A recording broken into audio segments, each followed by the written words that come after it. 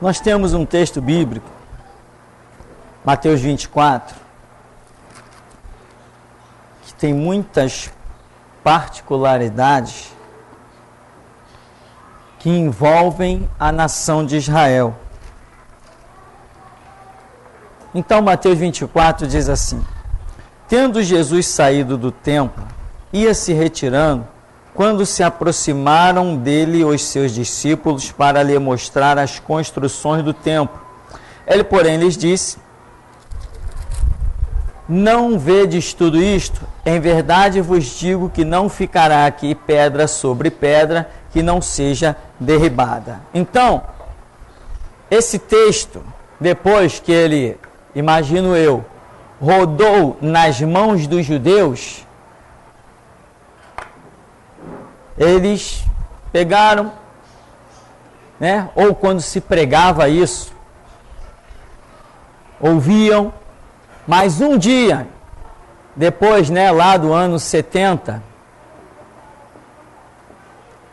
depois daquela destruição, depois que Roma aniquilou todo o Império Judaico, vamos assim dizer, agora, depois que eles lembravam dessas pregações, ou que eles liam o texto de Mateus, que ali realmente não ia ficar pedra sobre pedra, eles caíram numa realidade. Eles começaram a perceber que aquelas palavras de Jesus tinham fundamento. Eles viram, né, no ano 70, o cumprimento do que Jesus havia dito. O que para muitos seria uma coisa meio impossível, pedra sobre pedra ser derrubada daquela construção que era algo imenso. E para quê? E por quê? Enfim, seja como fosse, aconteceu. Os judeus viram diante dos seus olhos o edito do Senhor Jesus. Aí ele continua dizendo: o princípio das dores. No Monte das Oliveiras, achava-se Jesus assentado quando se aproximaram dele os discípulos. Em particular, e lhe pediram: dize-nos, quando sucederão estas coisas e que sinal haverá da tua vinda e da consumação do século? E ele lhes respondeu: vede, que ninguém vos engane, porque virão muitos em meu nome, dizendo, eu sou o Cristo, e enganarão a muitos. E certamente ouvireis falar de guerras e rumores de guerras. Vede, não vos assusteis, porque é necessário assim acontecer, mas ainda não é o fim. Porquanto se levantará nação contra nação, reino contra reino, e haverá fomes, terremotos em vários lugares. Porém, tudo isto é o princípio das dores.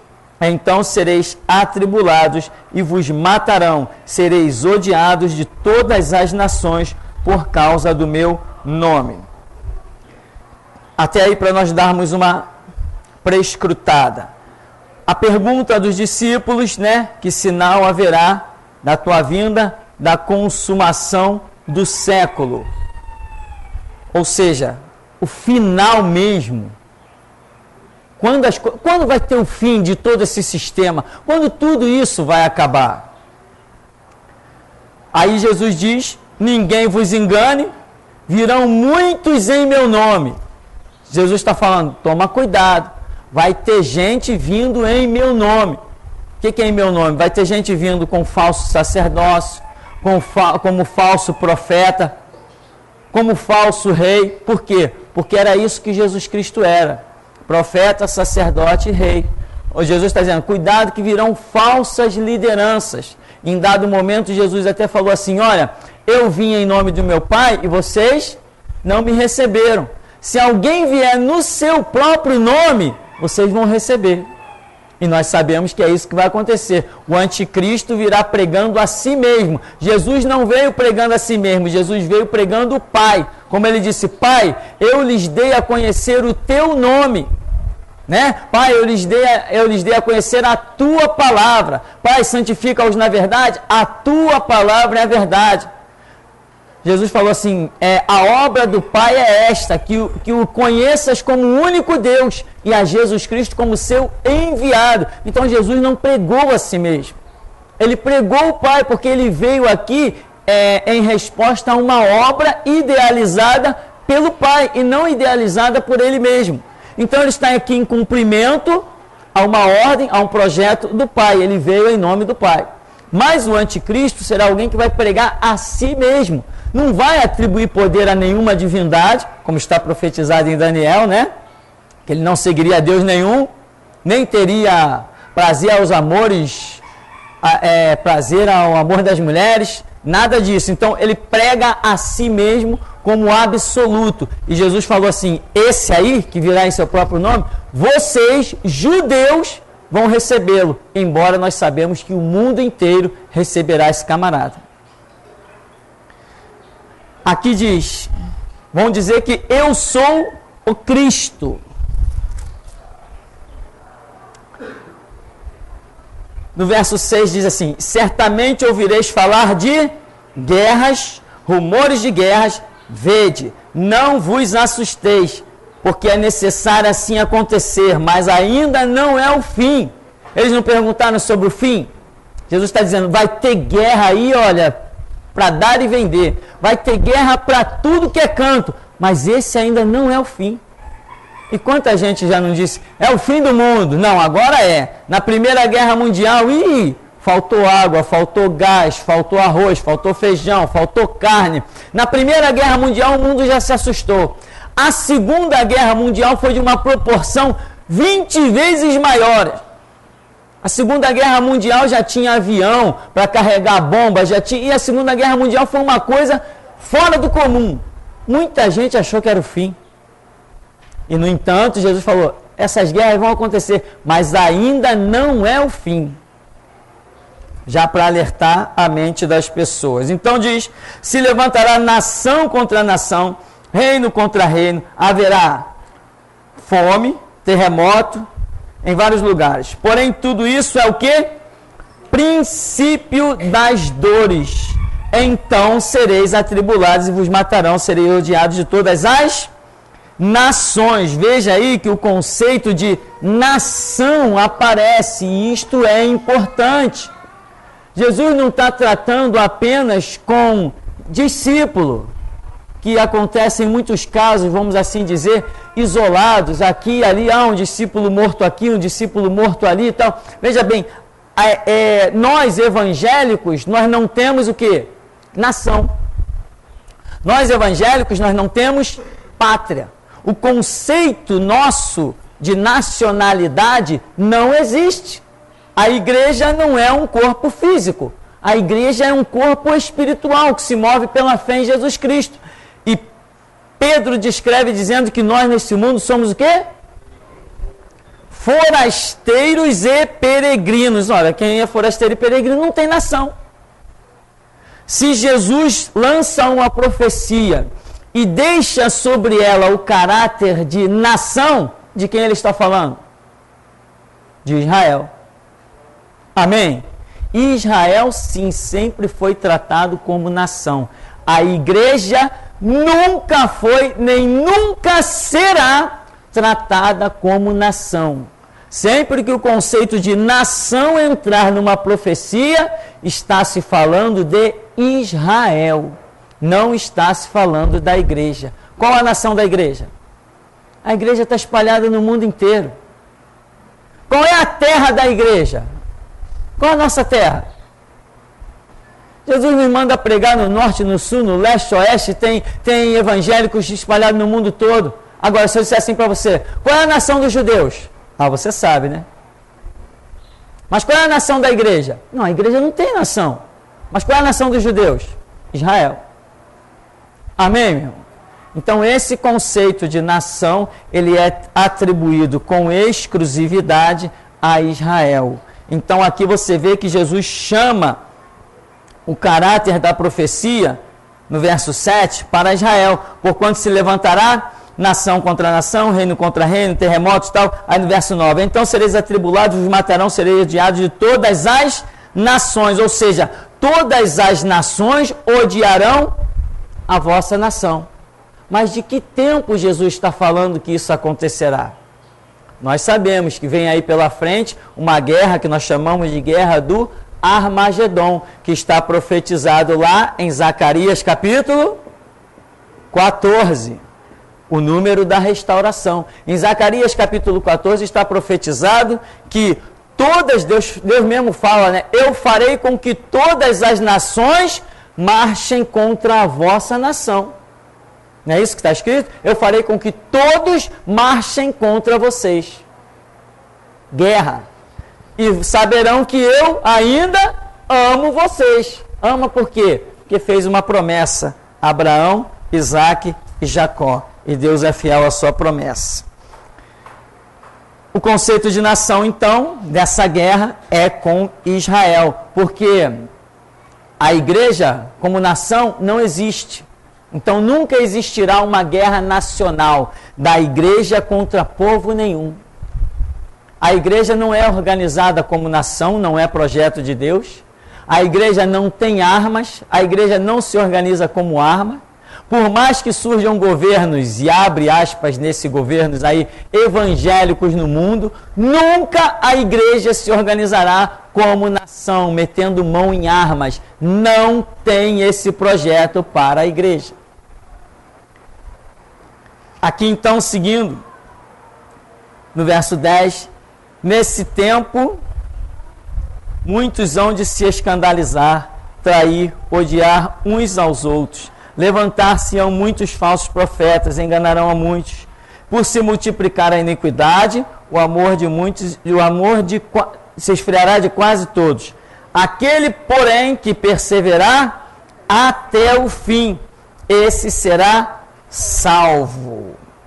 E será pregado este evangelho do reino por todo o mundo, para testemunha a todas as nações, então virá o fim. Veja bem, aqui Jesus fala um mistério que talvez a minha mente, ou de mais alguns, ainda não compreendemos muito bem.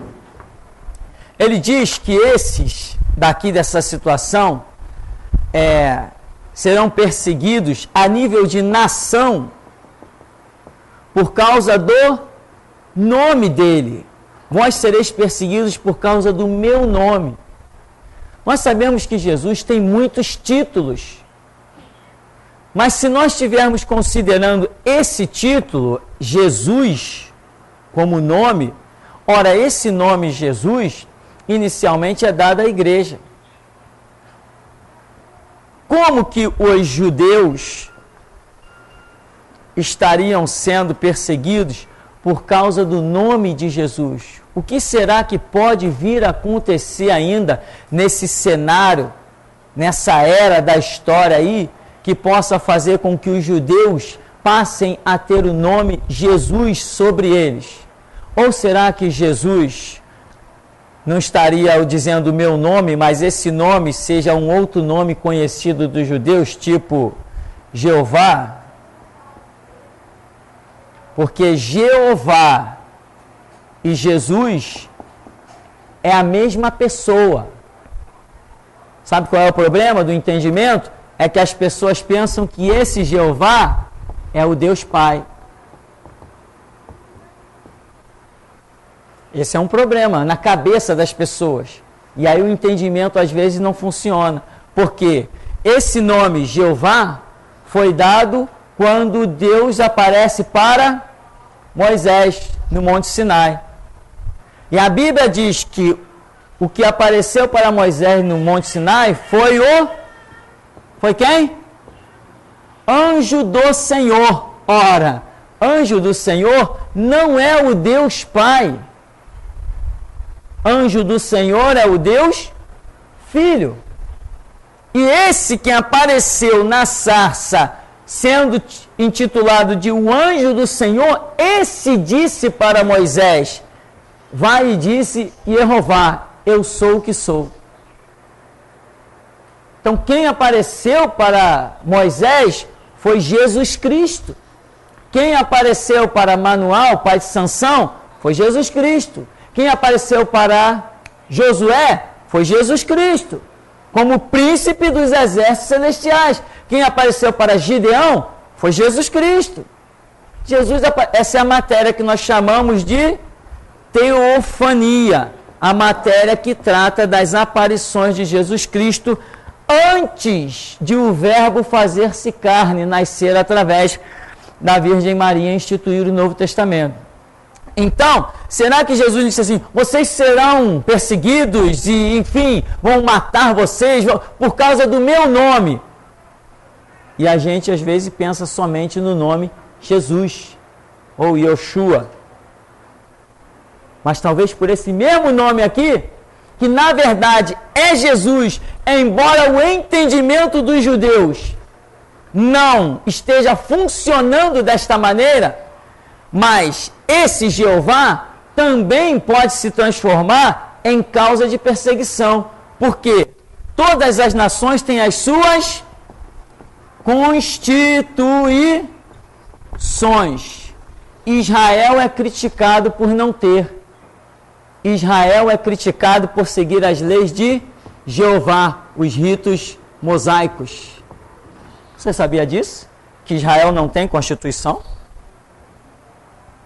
Israel é criticado nessas convenções, nessas conferências mundiais, nesses simpósios, nessa reunião das nações. Israel é criticado por não ter uma constituição. Então pode ser que isso aqui, esse mesmo nome, venha a ser causa de perseguição em Israel em um dia, um dado momento, ou o que virá a acontecer nessa história que nós ainda não detectamos. Mas seja como for, por causa da divindade, tenha ela o nome que for, a nação de Israel será perseguida. Porque seja como for, eles ainda insistem em dizer, bom, tem até um movimento sionista. O que é o movimento sionista? Sionista quer dizer, vem de Sião, né? É o sionismo. É a convocação para que todos os judeus voltem para a sua terra. Embora tem judeus que criticam. Nós não fazemos parte desse negócio. Ou seja, nós vivemos muito bem no Brasil, para que eu vou voltar para Israel? Mas existe um movimento chamado sionismo, que é a convocação de todos os judeus ao retorno à sua pátria. Por quê? Porque o Messias virá agora, nesse século. É o que eles estão esperando pelo Messias, que já veio, nós sabemos, há quase 2000 anos atrás. Mas eles estão aguardando. Então eles querem que quando o Messias retorne, que encontre o maior número de judeus possível na sua pátria. Porque para os judeus também, basta ser judeu e será herdeiro da herança de Deus. Ilusão, pura ilusão. Nosso Deus não escolhe código genético, né? A Escritura diz, se tu creres, verás a glória de Deus, e não se tu fores descendência de Abraão. Nosso Deus não seleciona ninguém por código genético, por DNA. Ele seleciona pela fé. Mulher, não é lícito pegar o pão dos filhos e deitar os cachorrinhos, mas grande é a tua fé. Quem me tocou? Ah, foi essa filha de Abraão. Não. Quem me tocou? Vai, mulher, a tua fé te salvou. Amém? É isso que Deus chama, a fé, não código, DNA, etc. Então, existe toda essa história, essa chamada ao retorno a Israel, porque eles acreditam que Israel será restaurado pelo Messias ainda neste século. Está a grande luta lá agora para a construção do templo. Seguindo então o nosso texto, fala assim, no verso 14, coincidência ser 14, né? O 14 nos acompanha, né? Olha o que diz o verso 14. Será pregado este evangelho do reino por todo o mundo, para testemunha a todas as nações. Então, depois de tudo isso, desse reboliço, dessa multiplicação da iniquidade, dessa perseguição e tal, vai acontecer alguma coisa. E o que? O evangelho do reino, o evangelho, não os ritos mosaicos. O evangelho será pregado por todo o mundo para testemunho a todas as nações. Então virá o fim, ou seja, o evangelho vai ser pregado no mundo inteiro e aí vem o fim. Ora, mas os discípulos perguntaram: o fim, consumação dos séculos, acabou, mais nada, extermínio de todos os sistemas. Fim. Esse fim, ele é depois de quê? Depois do milênio. Então, quando que o evangelho será pregado a todo mundo? Aqui, no milênio. 1000 anos de pregação do evangelho. Você achava que já tinha trabalhado bastante, né? 1000 anos ainda que não começaram, esses 1000 anos não começaram. Eu creio que ele começará mais para frente desse século, do meio para frente desse século, será implantado o milênio, o evangelho será pregado ao mundo todo, então virá o fim. Aí nós sabemos que no final do milênio vai haver uma batalha chamada batalha final, a última batalha dos reinos humanos, a batalha final. Não é a batalha do Armagedon, a batalha do Armagedon é antes do milênio, é que é Armagedon. Implanta-se o milênio, com Cristo dando o livramento a Israel dessa batalha, descendo lá no Monte das Oliveiras. Cria-se o milênio, o evangelho por 1000 anos é pregado com uma autoridade inigualável, um tempo em que não existirá mártires, a era dos mártires acabou, a era dos mártires acabará agora, dentro de poucos anos. Quando a igreja for arrebatada, também terá fim a era dos mártires. Não haverá mais ninguém sacrificado pelo evangelho. O sacrifício, os martírios serão exterminados, terão seu fim aqui, antes que a igreja seja arrebatada. Depois que for implantado o milênio, daí para frente, 1000 anos de pregação, não morrerá mais nenhum crente. A autoridade no milênio que estará sobre as nossas vidas vai neutralizar qualquer exército, qualquer revólver, qualquer arma, e se até lá ainda existirem traficantes, qualquer traficante, não interessa. A autoridade estará na nossa vida de uma maneira muito impressionante. Inclusive, nesse período de 1000 anos aqui, quem estará aprisionado, fora de circulação? Satanás estará aprisionado por 1000 anos. Não estará exercendo nenhuma força sobre o planeta Terra. A nossa autoridade estará de um domínio muito especial e vamos atravessar 1000 anos pregando o Evangelho de Jesus Cristo. No final desses 1000 anos, o camarada que estava preso aqui, ele será solto. Ele reorganiza os seus exércitos malignos, encontra homens insatisfeitos com o reinado de Cristo, igual em Jerusalém, que tinha gente insatisfeita com Cristo reinando, organizando multidões, e vem então a batalha final. Depois dessa batalha final, não há luta, não há guerra, não há nenhum cristão ferido, não há nenhum derramamento de sangue, nada disso acontecerá, nenhum derramamento de sangue, nenhuma pessoa ferida, simplesmente cai fogo do céu e consome os adversários. Eles viram cinza com o fogo que cairá do céu. Jesus diz então, aí então virá o fim. Aí daí para frente a Bíblia diz, eis que vejo novos céus e nova terra, porque já o primeiro céu e a primeira terra passaram. Ou seja, o sistema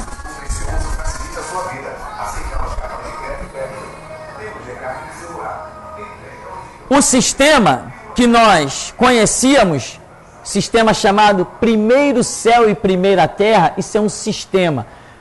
Primeiro céu e primeira terra, isso passa. Vem um segundo sistema, novos céus e nova terra. O que nós atribuímos não a coisas naturais, mas a coisas espirituais. Porque aí já não cremos mais em nada sobre o planeta Terra, porque Jesus Cristo disse, o céu e a terra passarão. E eu afirmo que esse planeta que nós hoje conhecemos, ele simplesmente deixará de existir. Você pode conferir profecias dessa natureza em várias partes da Escritura. Salmos, principalmente em Isaías. Isaías se prende muito, né? Deus dá a ele esse ministério.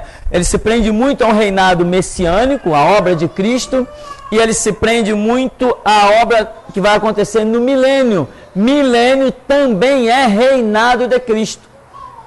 Milênio também é reinado de Cristo. Então, é isso que esse texto aqui está deixando para os judeus, que se eles hoje lerem isso, tomarem conhecimento, enfim, ou se um dia isso lhes for esclarecido, eles serão ótimos servos de Deus, uma vez que compreenderem isto.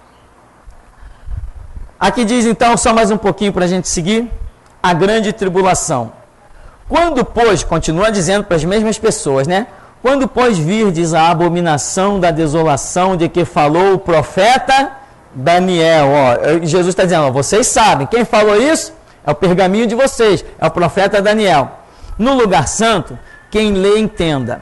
Então os que estiverem na Judéia, estiverem onde? Judéia, é posição geográfica definida. Judéia, territórios de Israel. Os que estiverem na Judéia, fujam para os montes. Quem estiver sobre o eirado, não desça a tirar da casa coisa alguma. Quem estiver no campo, não volte atrás para buscar sua capa. Ai das grávidas, das que estiverem grávidas, das que amamentarem naqueles dias. Orai para que a vossa fuga não se dê no inverno, nem no sábado. Ora, está falando para quem? O que eu tenho a ver com sábado? Se eu tivesse que fugir no sábado, lutar no sábado, trabalhar no sábado, isso significa alguma coisa para mim? Absolutamente nada, mas para o judeu significa? Significa. Então você vai vendo que as características da linguagem é para o judeu, é uma situação que virá sobre os judeus, sobre o território judaico. Então diz, porque nesse tempo haverá grande tribulação, como desde o princípio do mundo até agora não tem havido, e nem jamais haverá.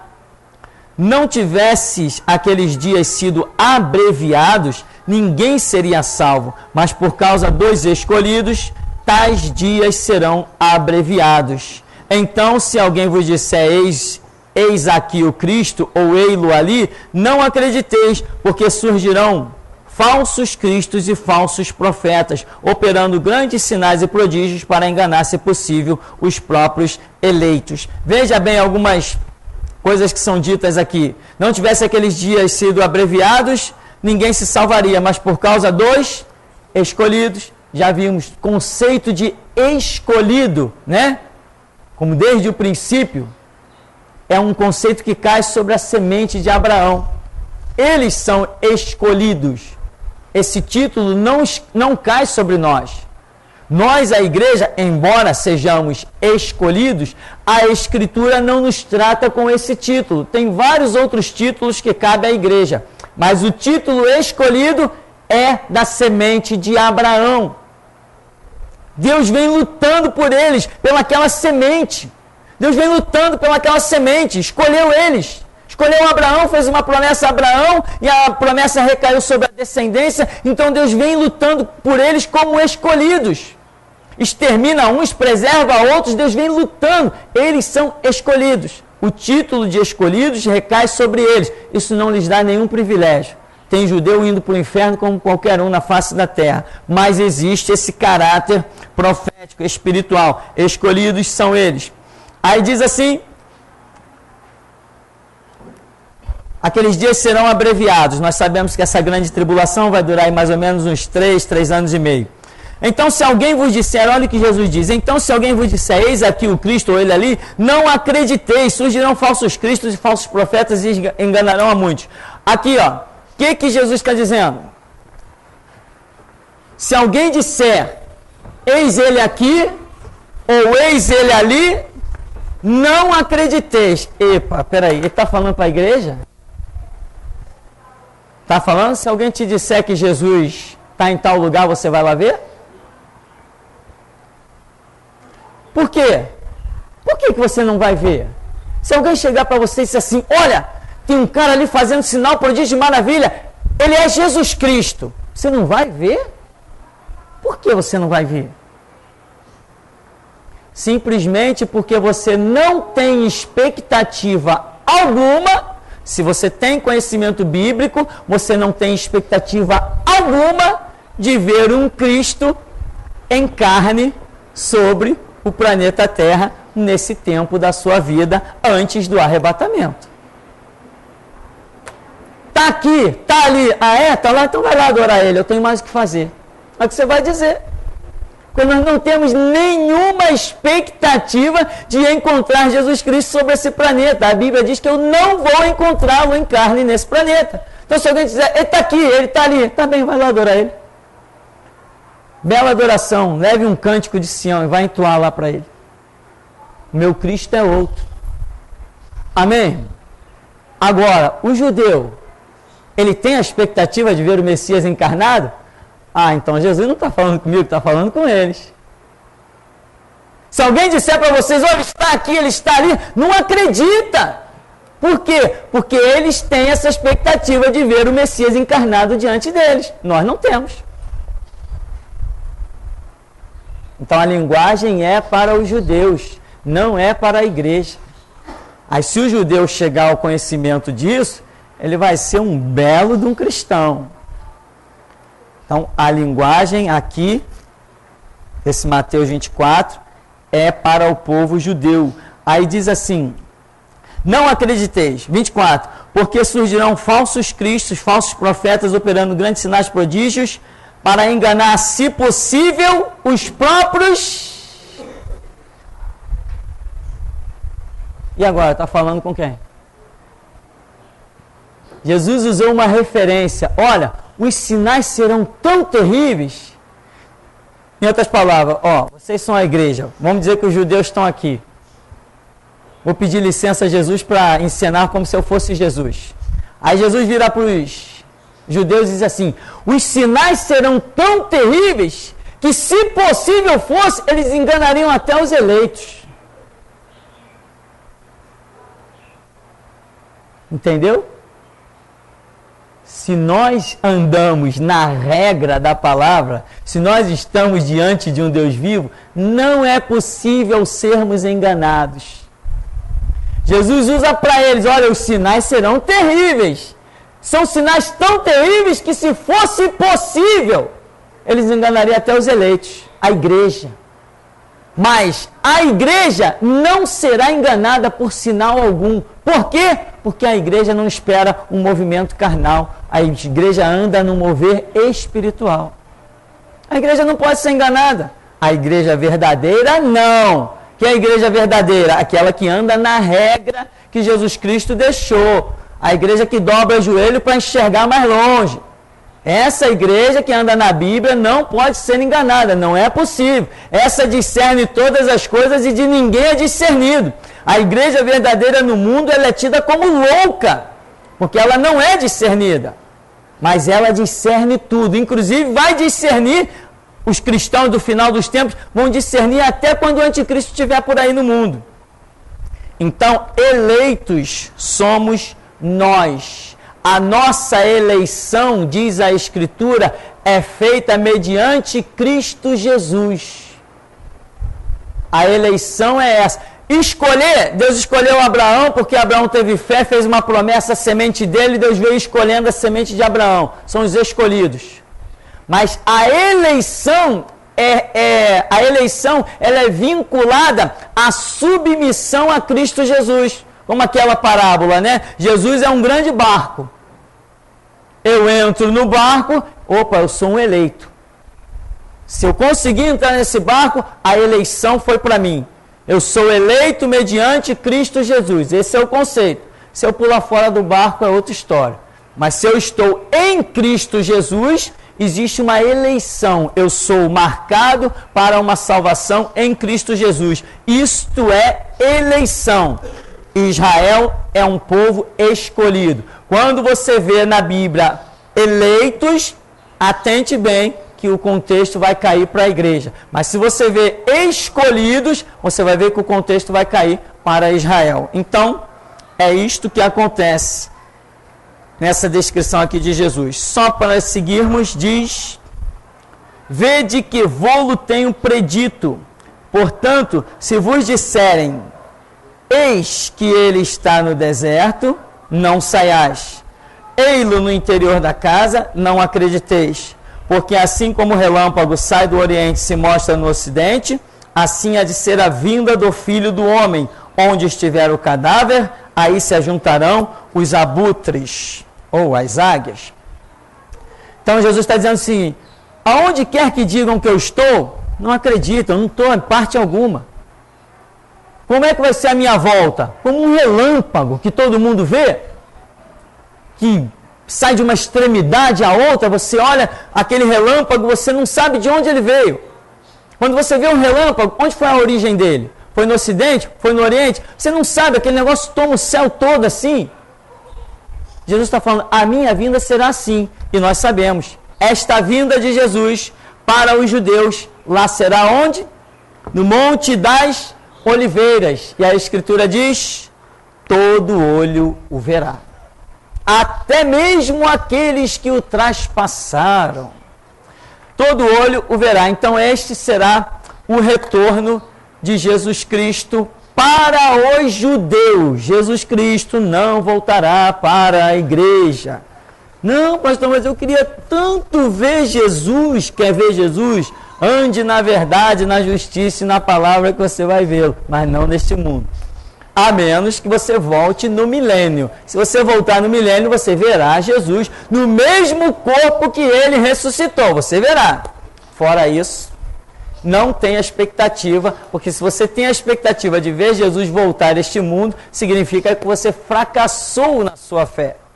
Porque o projeto de Deus é que nós saiamos do mundo pela porta do arrebatamento. E o retorno de Cristo é somente depois disso. Então, se você ficou e viu Jesus, é complicado. Pode ser que você tenha se perdido nessa história. Amém, irmãos? Alguma pergunta para terminarmos? Vamos ouvir aqui rapidinho, depois nós vamos ver o irmão. É uma pergunta da Francis, pastor. Ela diz assim, pastor, minha casa foi igreja, ponto de pregações várias vezes. Terminei com o trabalho depois de ver a ambição dos grupos para liderar o trabalho. Sou amaldiçoada por eles até hoje. O Senhor não tem um obreiro para enviar para esta colheita? Queria eu ter obreiros que Jesus enviasse, né?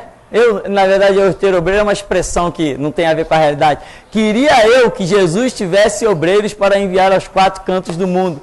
Mas parece que os projetos nesse final de era são bem diferentes, né?